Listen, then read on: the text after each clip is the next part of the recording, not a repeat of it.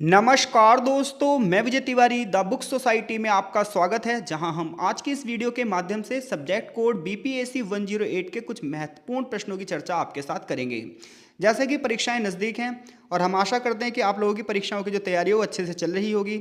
इसे और भी अच्छा करने के लिए हमने कुछ यहाँ पर महत्वपूर्ण क्वेश्चन रखे हैं जिसकी चर्चा इस वीडियो में की जाएगी। टोटल क्वेश्चन जो होंगे हमारे 8 होंगे और ये मोस्ट रिपीटेड क्वेश्चनों में से एक हैं जो कई बार पेपरों में आए हुए हैं। पहला क्वेश्चन है हमारा कि लोक नीति के विभिन्न प्रकारों की चर्चा कीजिए। तो एग्जाम में कई बार पेपर में क्वेश्चन आया ये, और सबसे बड़ी बात यह है कि पहला क्वेश्चन जो पेपर में होता है वो लोक नीति से रिलेटेड ही होता है।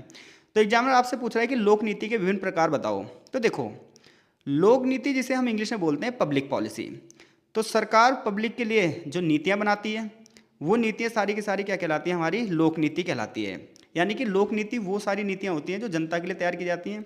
ये इंडिविजुअल रूप से नहीं बल्कि सभी को प्रभावित करती हैं। तो सामान्यतः सरकार क्या करती है, समाज के अलग अलग क्षेत्रों में सुधार लाने के लिए, नियमों और कानूनों में सुधार लाने के लिए, देश के डेवलपमेंट के लिए, मैनेजमेंट के लिए बहुत सारी योजनाएं चलाती है और बहुत सारी नीतियां बनाती हैं। अब ऐसे में जो नीतियां होती हैं इनके अलग अलग टाइप के कार्य होते हैं और इसलिए इसे अलग अलग भागों में बांटा जाता है। पब्लिक पॉलिसी के टाइप की बात करोगे तो सबसे पहला जो टाइप है वो है डिस्ट्रीब्यूटिव पॉलिसी, यानी कि वितरक नीति। इसे वितरणात्मक नीति भी कहते हैं। तो देखो, डिस्ट्रीब्यूशन का मतलब होता है बांटना। तो यह नीति जो हमारे संसाधन हैं, जो हमारी सेवाएं हैं, वो कहाँ कहाँ तक पहुँचेगी इसके ऊपर होती है। फॉर एग्जांपल जैसे स्कॉलरशिप की योजनाएं हैं, या बुजुर्गों के लिए पेंशन की बात की जा रही है, या विधवाओं के लिए पेंशन की बात की जा रही है, या कहाँ पर सब्सिडी दी जाएगी, जैसे बिजली बिल पर सब्सिडी दी जाएगी या फिर सिलेंडर पर सब्सिडी दी जाएगी। तो इस प्रकार की जो पॉलिसीज़ होती हैं इनका उद्देश्य ये होता है कि समाज के किस वर्ग तक लाभ को पहुँचाना है। तो जब हम किसी एक पर्टिकुलर वर्ग तक की बात करते हैं तो वो डिस्ट्रीब्यूटिव पॉलिसी होती है। यानी कि सरकार जब कोई पॉलिसी ऐसी बनाती है जिसमें हम ये बात करते हैं कि जो सर्विसेज हैं वो कुछ ही लोगों को मिलेंगी, या जो रिसोर्सेज हैं वो कुछ ही लोगों तक पहुंचेंगे। जैसे राशन जो है वो किस किन लोगों को मिलेगा, पीले राशन कार्ड वालों को क्या सुविधाएं मिलेंगी, सफ़ेद राशन कार्ड वालों को क्या सुविधाएं मिलेंगी। तो इस प्रकार की जो पॉलिसीज़ होती हैं ये वितरक नीति कहलाती हैं। इनका उद्देश्य होता है कि संसाधन कहाँ तक पहुँचेंगे, सेवाएँ किस किस को मिलेंगी। इसका उद्देश्य होता है कि समाज के हर वर्ग को लाभ मिले। तो इस उदाहरण के लिए जो पेंशन योजना सरकार चला रही है, कृषि पर जो सब्सिडी दे रही है सरकार, शिक्षा और स्वास्थ्य सेवाओं को जो बंटवारा कर रही है सरकार, ये सब वितरण पॉलिसी होती हैं। तो सरकार की ऐसी पॉलिसीज जो हर वर्ग को लाभ पहुंचाना चाहती हो या किसी एक वर्ग तक पहुंचाना चाहती हो, ठीक है, ये सारी जो पॉलिसीज होती हैं ये वितरक नीति कहलाती है। जिसका उद्देश्य होता है जो हमारे पास संसाधन है, इसके अलावा जो हमारी सेवाएँ हैं वो उस खास वर्ग तक पहुँचे जिसको उसकी ज़रूरत है। उदाहरण के लिए जो पेंशन योजनाएँ हैं, सब्सिडी योजनाएँ हैं। दूसरी होती है रेगुलेटरी पॉलिसी या फिर विनियामक नीति। ये नीति जो होती है ये किसी एक क्षेत्र को नियंत्रित करने के लिए बनाई जाती है। इसका उद्देश्य होता है कि डिसिप्लिन बनाया जाए, कानून व्यवस्था बनाया जाए। जैसे बड़े पैमाने पर वनों को काटा जा रहा है तो सरकार क्या कर रही है, पर्यावरण संरक्षण कानून बना रही है। तो ये ऐसी नीति होती है विनियामक नीति, रेगुलेटरी पॉलिसी। ऐसी पॉलिसी होती हैं जो किसी विशेष क्षेत्र को नियमित करती हैं, किसी विशेष क्षेत्र के लिए रूल और रेगुलेशन सेट करती हैं, उस क्षेत्र के लिए क्या है, सीमाएं लगाती हैं। श्रम कानून लगा रही है सरकार, वित्तीय विनियमन नीति लगाती है करप्शन को रोकने के लिए, मजदूरों के अधिकारों के लिए श्रम कानून बनाती है। तो ऐसे कानून, ऐसी पॉलिसीज जो किसी क्षेत्र को विनियमित कर रहे हैं, रेगुलेट कर रहे हैं, तो उसके लिए क्या है, जो नीति बनाई जाती है वो सारी विनियामक नीति कहलाती है। इनका उद्देश्य होता है समाज में अनुशासन बना रहे। एक नीति होती है पुनर्वितरक नीति। पुनर्वितरण मतलब होता है दोबारा से बंटवारा, रीडिस्ट्रीब्यूटिव पॉलिसी। इसका उद्देश्य होता है कि समाज के वर्गों के बीच में संसाधन और धन का पुनर्वितरण दोबारा से किया जाए। जैसे सरकार क्या करती है, गरीबी खत्म करने के कार्यक्रम चलाती है, कर को इकट्ठा करती है और सब्सिडी जो पॉलिसी चलाती हैं, तो ये रीडिस्ट्रीब्यूटिव पॉलिसी हो जाती है। इसमें उद्देश्य होता है कि समाज के अलग अलग वर्ग के बीच में जो संसाधन है उसे दोबारा से इस तरीके से बांटा जाए ताकि समाज में समानता आ जाए। क्योंकि कई बार क्या होता है, समाज में असमानता फैल जाती है। समाज के कुछ वर्गों को तो ज़्यादा फायदा मिल जाता है जबकि बहुत सारे जो लोग होते हैं वो दबे कुचले रह जाते हैं। तो सरकार जो है इन लोगों को भी सहायता प्रदान करने के लिए जो नीतियाँ चलाती है वो पुनर्वितरक नीति कहलाती हैं।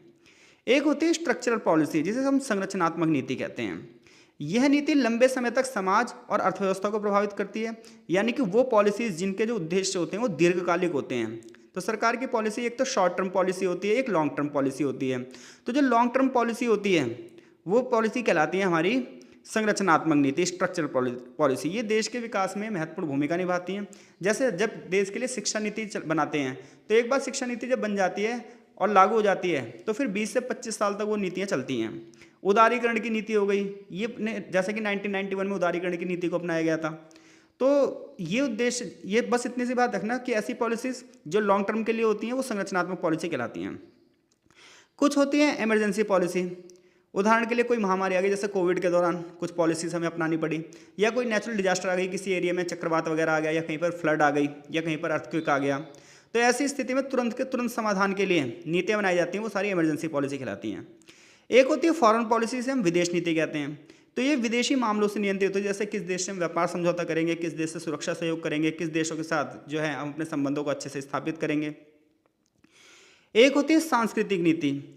इस नीति का काम ये होता है कि समाज की सांस्कृतिक पहचान को बनाए रखने के लिए पॉलिसीज बनाई जाए, देश की जो धरोहर है उसे बचाए रखने के लिए जो है पॉलिसीज बनाई जाए। इसमें कला को बढ़ावा दिया जाता है, भाषा को बढ़ावा दिया जाता है, पारंपरिक विरासत को बढ़ावा दिया जाता है। जैसे सरकार सांस्कृतिक संरक्षण की योजनाएं चलाती है या किसी क्षेत्र की कला को, प्रदर्शनियों को बढ़ावा देती है। तो इन नीतियों का चयन सरकार जो है प्राथमिकताओं को ध्यान में रखकर और समाज की क्या आवश्यकता है इन्हें ध्यान में रखकर करती है। तो अगर क्वेश्चन आता है लोक नीति के प्रकार बताओ, तो आप बताओगे सरकार जो है वो जनता के लिए कुछ नियम बनाती है, कुछ पॉलिसीज़ बनाती है, और जो ये पॉलिसी हैं ये अलग अलग प्रकार की होती हैं। कुछ पॉलिसीज ऐसी होती हैं जहां सरकार सिर्फ और सिर्फ लोगों को संसाधनों तक पहुंचाना चाहती है, लोगों तक सर्विसेज पहुंचाना चाहती है, ये वितरक नीति होती है।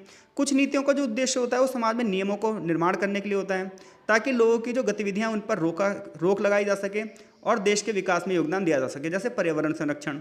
फिर तीसरे हमने पुनर्वितरक पॉलिसी की बात करी कि कई बार समाज में क्या होता है, शुरुआत में सेवाओं का बंटवारा सही से नहीं हो पाता है, संसाधनों का बंटवारा सही से नहीं हो पाता है, जिसकी वजह से समाज में असमानता फैल जाती है, गरीब गरीब हो जाते हैं, अमीर अमीर हो जाते हैं। तो सरकार क्या करती है, रीडिस्ट्रीब्यूटिव पॉलिसी चलाती है ताकि समाज में समानता स्थापित की जाए।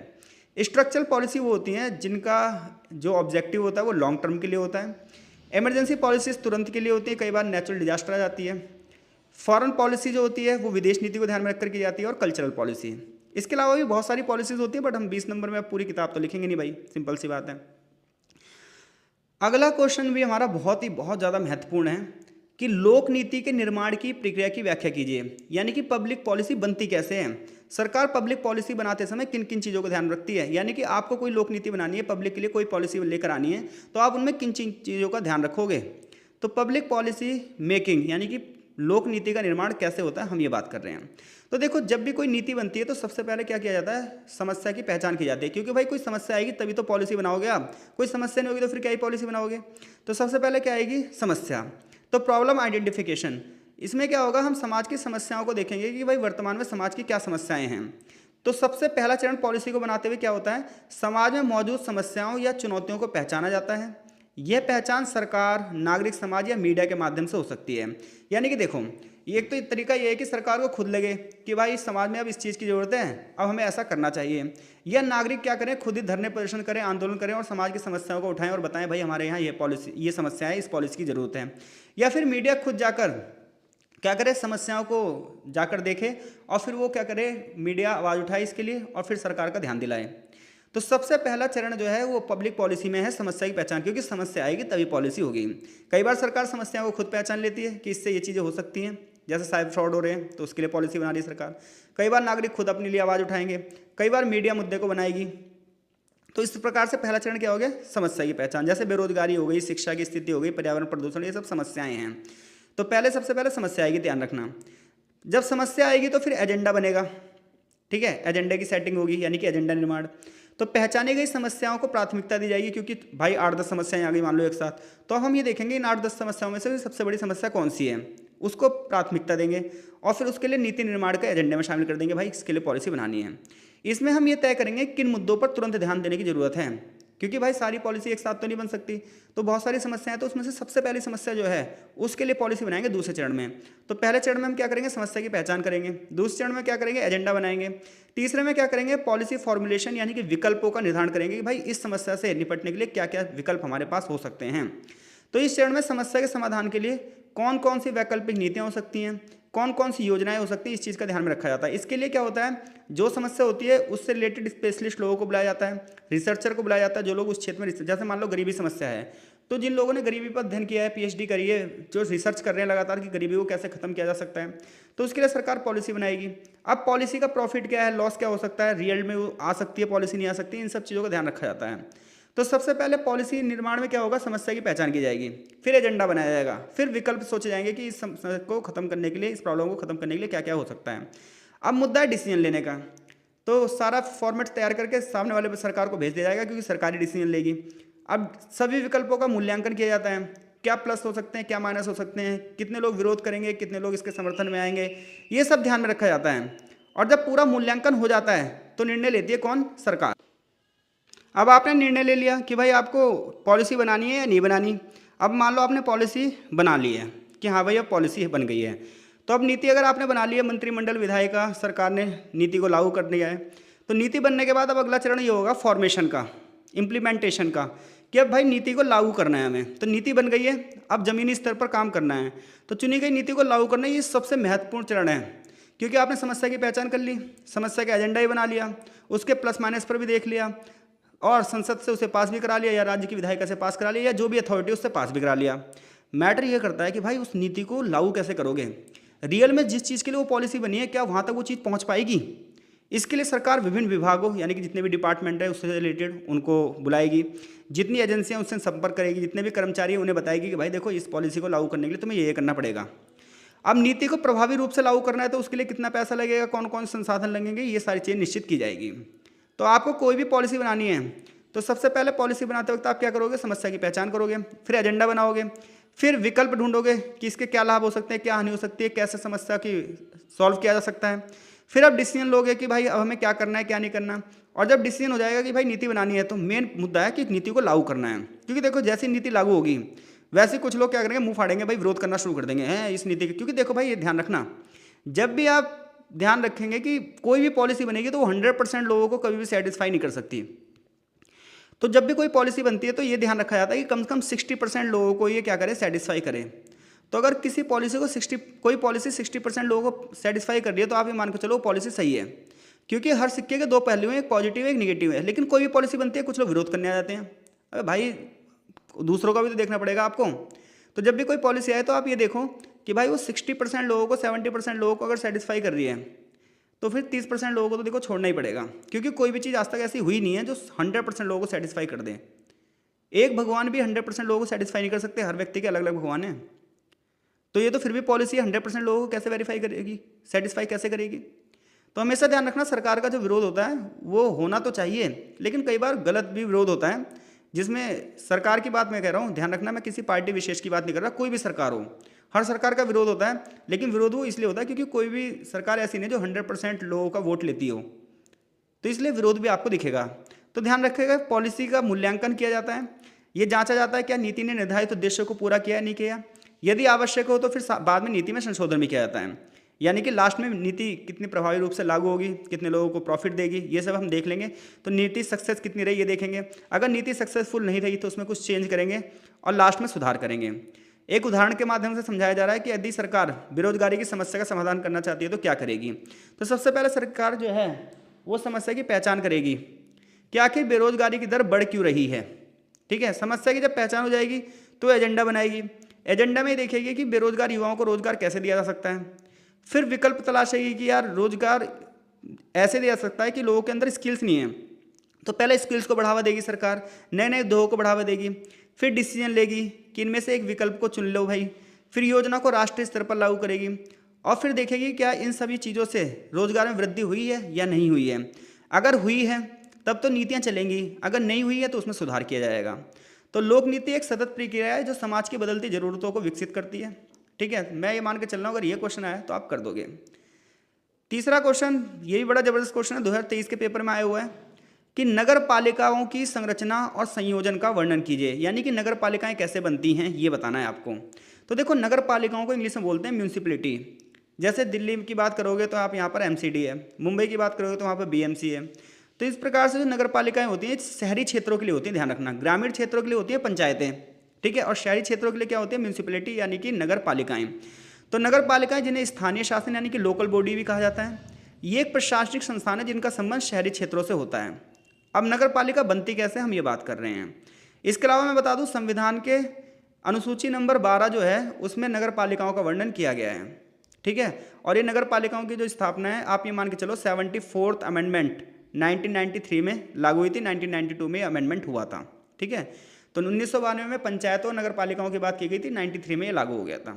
73rd अमेंडमेंट पंचायतों के लिए था, 74th अमेंडमेंट जो है वो नगर पालिकाओं के लिए था।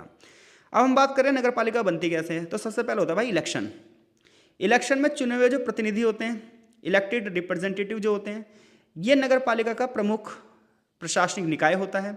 इसके सदस्य सीधे जनता द्वारा चुने जाते हैं, यानी कि नगर पालिकाओं के लिए इलेक्शन होगा, उस इलेक्शन में जो लोग जनता द्वारा चुने जाएंगे वो इसमें प्रतिनिधि बनेंगे। इन सदस्यों में से एक बंदा बनेगा अध्यक्ष, जिसे मेयर कहा जाता है या चेयरपर्सन कहा जाता है, और ये बंदा होता है नगर पालिकाओं का प्रमुख। अब कोई भी एक व्यक्ति तो चला नहीं सकता पूरे के पूरे, तो बहुत सारे कर्मचारियों की जरूरत पड़ती है।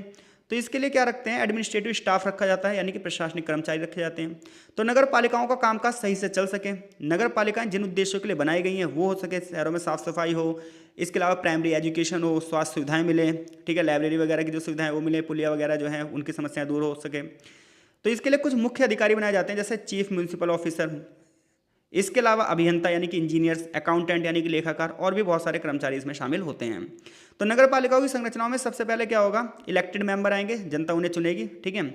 उसके बाद बहुत सारे प्रशासनिक अधिकारियों की जरूरत पड़ेगी प्रशासन को चलाने के लिए। इसमें क्या होगा, जैसे कि एक मुख्य अधिकारी होगा, अकाउंटेंट होगा, इंजीनियर होंगे, और भी बहुत सारे अन्य जो होंगे हेल्पर होंगे। फिर नगर पालिका अलग अलग काम के लिए अलग अलग कमेटियां बनाएगी, जैसे स्वास्थ्य के लिए अलग कमेटी बनेगी, शिक्षा के लिए अलग कमेटी बनेगी, उसके मेंबर अलग होंगे, जल आपूर्ति के लिए अलग कमेटी बनेगी, उसके मेंबर अलग होंगे, सड़क निर्माण के कार्यों की देखरेख के लिए अलग कमेटियां बनेंगी। तो इस प्रकार से अलग अलग कमेटी अपने अपने फील्ड के लिए काम करेगी। ये तो बात हो गई स्ट्रक्चर कि नगर पालिका बनती कैसे है। अब हम कंपोजिशन की बात कर रहे हैं, तो इसमें सबसे पहले एक होता है अध्यक्ष, जिसे हम मेयर या चेयरपर्सन कहते हैं। ये नगर पालिका का सर्वोच्च प्रतिनिधि होता है, डिसीजन मेकिंग पावर इसके पास ही होती है। नगर पालिका की जितनी भी बैठक है उसे ये अध्यक्ष ही बुलाएगा, और नीति निर्माण कैसे होगा इसमें यही ध्यान रखेगा। फिर आते हैं काउंसलर्स, पार्षद, इन्हें जनता चुनती है, ये अपने अपने वार्डों की लीडरशिप करते हैं, नगर पालिकाओं की बैठक में भाग लेते हैं और विकास योजनाओं को प्रस्ताव देते हैं। फिर आते हैं चीफ ऑफिसर, मुख्य अधिकारी, ये प्रशासनिक प्रमुख होते हैं, राज्य सरकार या नगर पालिका द्वारा इन्हें नियुक्त किया जाता है। और फिर अन्य कर्मचारी जो अभी हमने बात करी, इंजीनियर्स जिन्हें हिंदी में अभियंता कहते हैं, सफाई कर्मी, लेखाकार, ये सब इसमें काम करेंगे। मुख्य क्षेत्र क्या है काम के इनके, यही स्वास्थ्य और साफ सफाई करवाना, विकास कार्य यानी कि सड़क, भवन और पार्कों का निर्माण करवाना, जल आपूर्ति, शुद्ध पीने का पानी मिले, शिक्षा मिले, बिजली और प्रकाश रहे, और राजस्व इकट्ठा करते हैं, हाउस टैक्स वगैरह इकट्ठा करते हैं ये। उदाहरण के लिए भारत में नगर पालिका का जो ढांचा है वो 74वें संशोधन अधिनियम से आया है, 1992 में स्थापित किया गया था, 93 में ये लागू हुआ है। तो अगर क्वेश्चन आता है नगर पालिका वाला तो कर दोगे आप। चौथा क्वेश्चन आपका टिप्पणी करने के लिए आता है, 2 टॉपिक देगा आपको 10-10 नंबर के, और 10-10 नंबर के हिसाब से इस पर टिप्पणी करनी है।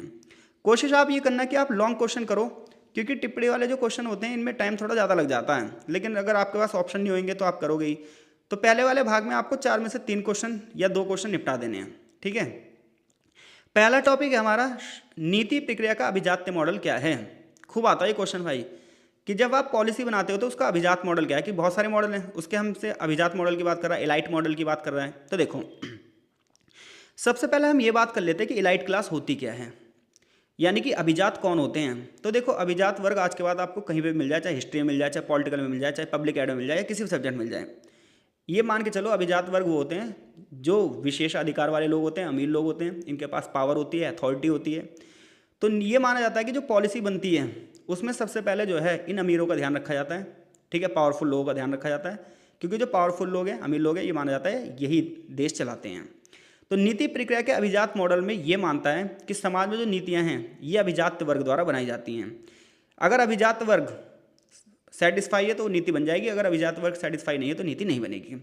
इस मॉडल के तहत ये तर्क दिया जाता है कि सामान्य जनता की जो इच्छाएं हैं, अपेक्षाएं, जो समस्याएं हैं, ये नीति को प्रभावित नहीं करती, बल्कि नीति उन व्यक्तियों को प्रभावित करती है। भाई वो व्यक्ति, अगर जो इलाइट लोग हैं ना, जो अमीर लोग हैं, प्रभावशाली लोग हैं, अगर ये अपने सत्ता को कब्जा रखना चाहते हैं, धन को कब्जा करना चाहते हैं, संसाधनों पर कब्जा करना चाहते हैं, तो ये अपने हिसाब से पॉलिसी बनाते हैं। यानी कि नीति प्रक्रिया का अभिजात मॉडल ये कहता है कि जब भी कोई पॉलिसी बनती है तो वो दिखावे के लिए तो ये कहा जाता है कि हम जनता के लाभ के लिए कर रहे हैं, ये कर रहे हैं, वो कर रहे हैं, बट रियलिटी उसकी ये होती है कि ये अभिजात वर्ग को लाभ पहुंचाना चाहती है। ये जो पावरफुल लोग हैं, अथॉरिटी में जो लोग हैं, ठीक है, इसके अलावा जो अमीर लोग हैं, ये इन सब चीज़ों को ध्यान में रखकर बनाई जाती है। अभिजात वर्ग मॉडल ये कहता है कि अगर मान लो कहीं पर सड़कों का निर्माण हो रहा है तो उसमें सीधी सीधी बात है कॉन्ट्रैक्टर को फायदा पहुंचाने के लिए बन रहा है। हालांकि सड़क का जनता को भी लाभ मिलेगा, लेकिन उसका मेन बेसिक प्रॉफिट जो मिलेगा वो कॉन्ट्रैक्टर को मिलेगा। तो नीति निर्माण का जो अभिजात मॉडल है वो ये कहता है समाज में नीतियां तो बनती हैं, दिखाया ये जाता है कि जनता की इच्छाओं के लिए बन रही है, जनता की अपेक्षाओं के लिए बन रही है, जनता की समस्याओं को खत्म करने के लिए बन रही है, बट रियलिटी इससे दूर है। ये नीतियां इसलिए बन रही हैं ताकि सत्ता पर कब्जा रखा जा सके, धन पर कब्जा रखा जा सके। सिंपल सी बात है, सरकार कोई भी पॉलिसी बना रही है तो इसलिए तो बना रही है ताकि अगले चुनाव में भी से वोट मिले। मुख्य विशेषताएं क्या होती हैं? अभिजात्य वर्ग का प्रभुत्व होता है, राजनीतिक नेता, बड़े बड़े उद्योगपति, उच्च प्रशासक और समाज के जो प्रभावशाली सदस्य होते हैं, ये नीति निर्माण में एक महत्वपूर्ण भूमिका निभाते हैं। पहली बात तो ये है। सामान्य जनता का प्रभाव बहुत सीमित होता है, जनता केवल उन नीतियों को चुपचाप से स्वीकार कर लेती है। सत्ता में केंद्रीकरण, यानी कि सत्ता में कुछ चुनिंदा व्यक्ति होते हैं जो सारी पॉलिसी बनाते हैं। जैसे आज के टाइम पर आप देख लो, गवर्नमेंट में 8-10 नाम जो है चुने हुए हैं, वो 8-10 नाम ही मिलकर सारी पॉलिसी बनाते हैं। इसके अलावा बाकी लोगों से पूछा भी नहीं जाता। पार्टी के सांसदों को भी पता नहीं होता कि क्या पॉलिसी बन रही है क्या नहीं बन रही। हर पार्टी का यही है कि 2-4 बंदे जो है डिसीजन लेंगे। तो सत्ता का क्या हो जाता है? सेंट्रलाइजेशन होता है, यानी कि एक ही बंदे के पास पावर होती है, बाकी लोगों के पास पावर नहीं होती। इसके अलावा संरक्षणात्मक दृष्टिकोण होता है। अभिजात्य वर्ग अपनी स्थिति को बनाए रखना चाहता है कि जो हमारी क्लास है वो मजबूत बनी रहे, हमारे अधिकार बने रहे। ये नीतियां आमतौर पर उनकी प्राथमिकताओं को ही पूरा करती हैं, यानी कि रियल में ये बड़े बड़े लोगों को फ़ायदा पहुंचाने के लिए नीतियां बनाई थी हैं। नीतियों की जो व्याख्या है, तो सबसे पहले नीतियों का जो निर्धारण किया जाता है वो अभिजात्य वर्ग की इच्छाओं के हिसाब से किया जाता है। जनता को बस ये शो किया जाता है कि भाई हम उनकी समस्याओं को दूर कर देंगे, लेकिन समस्याएं कभी भी, ध्यान रखना, मूल समस्याएं उनकी कभी पूरी तरीके से सुलझाते नहीं हैं। क्योंकि अगर समस्या सुलझ गई तो फिर अगली बार वोट किस चीज़ के लिए दोगे? जब सड़क बनेगी तो फिर सीवर बनाएंगे, फिर सीवर के लिए सड़क तोड़ देंगे तो अगले चुनाव में फिर कहेंगे हम सड़क बनवाएंगे, फिर सीवर फंस जाएगा, फिर उसकी सफाई के लिए मांगेंगे आपसे वोट। तो इस प्रकार से जो नीतियाँ इस प्रकार से बनाई जाती हैं कि ना जो अभिजात्य वर्ग उनका फायदा होता रहे, कॉन्ट्रैक्टर का फायदा होता रहे, पैसा लगातार उगाही होते रहे, जनता प्रॉब्लम में फंसी रहे, जनता को लगे डेवलपमेंट हो रही है, सड़क टूटी है तो डेवलपमेंट हो रही है भाई, ठीक है, गड्ढे खुदे तो डेवलपमेंट हो रही है। तो अभिजात्य वर्ग जो मॉडल है वो ये मानता है कि जो जितनी भी नीतियाँ हैं वो अभिजात्य वर्ग को फायदा पहुँचाने के लिए की जाती हैं। आलोचना की जाती है कि ये लोकतंत्र का उल्लंघन है, समाज में असमानता को बढ़ावा देता है, सामान्य जनता की अनदेखी करता है। निष्कर्ष ये निकलता है कि अभिजात्य मॉडल थोड़ी सी रियलिटी के बारे में बता देता है, ठीक है। तो अभिजात्य वर्ग मॉडल के बारे में आएगा तो मैं डेफिनेटली आप क्वेश्चन को कर दोगे।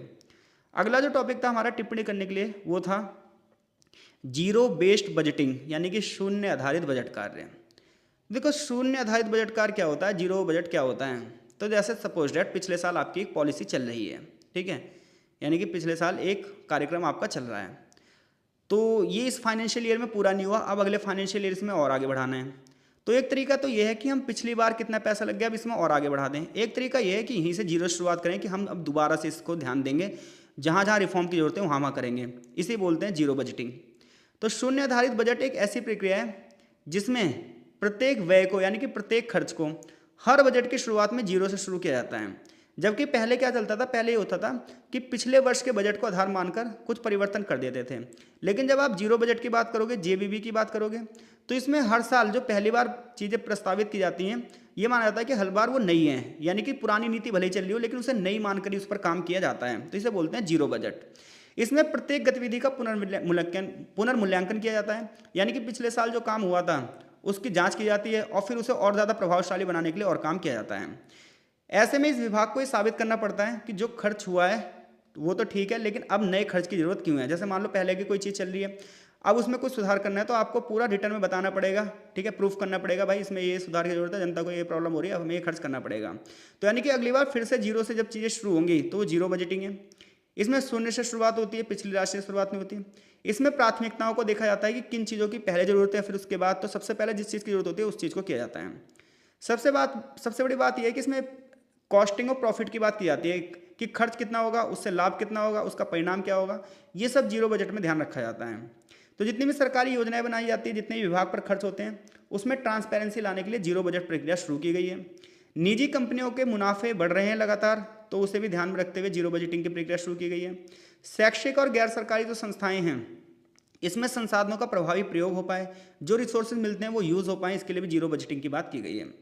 इससे लाभ क्या है? इससे लाभ यह है जो जरूरी खर्च है वही होंगे, गैर जरूरी खर्चों में कटौती हो जाएगी।